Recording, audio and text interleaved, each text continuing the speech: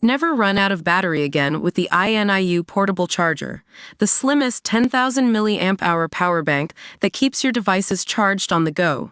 Stay powered up wherever you go. Click the link in the video description to shop now on Amazon. Welcome to Quorra, your go-to source for in-depth analysis and expert insights on the world of finance. So, you want to know what's cooking in the S&P 500 and Nasdaq? Well, let me tell you, these two indices are like the dynamic duo of the stock market. The S&P 500 is a broad-based index that tracks the performance of 500 large-cap U.S. companies, giving investors a snapshot of the overall health of the U.S. economy. But what really gets the engines revving in the Nasdaq? That's right, it's all about technology and growth stocks. This index is like a high-octane fuel for your portfolio, packed with companies that are driving innovation and disruption. Now, you might be wondering how interest rates come into play here.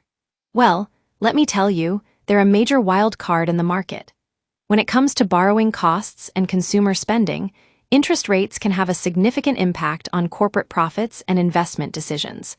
That's why investors are keeping a close eye on any statements or reports from the Fed that might signal future rate hikes or cuts. And then, there's employment data, a key indicator of economic health.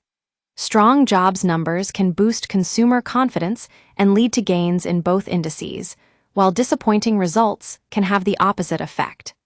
The upcoming week is expected to showcase critical employment-related releases, so traders should be on high alert for any updates that might impact market sentiment. But inflation's not just a buzzword anymore, it's a major concern for investors. Rising prices can erode consumer purchasing power and influence the Fed's decisions, leading to increased volatility in the markets. Analysts will be keeping a close eye on key indicators like the Consumer Price Index and Producer Price Index, as these numbers provide a clearer picture of underlying inflation trends. Now, let's talk sector performance. The technology sector is always a hot topic, especially when it comes to companies like Apple, Microsoft, and Alphabet. Their earnings reports can make or break investor sentiment, so traders should be paying close attention to any news that might impact their portfolio.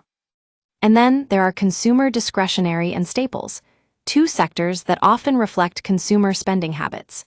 Strong performance in these areas can indicate confidence in economic growth, while weakness could signal caution among consumers.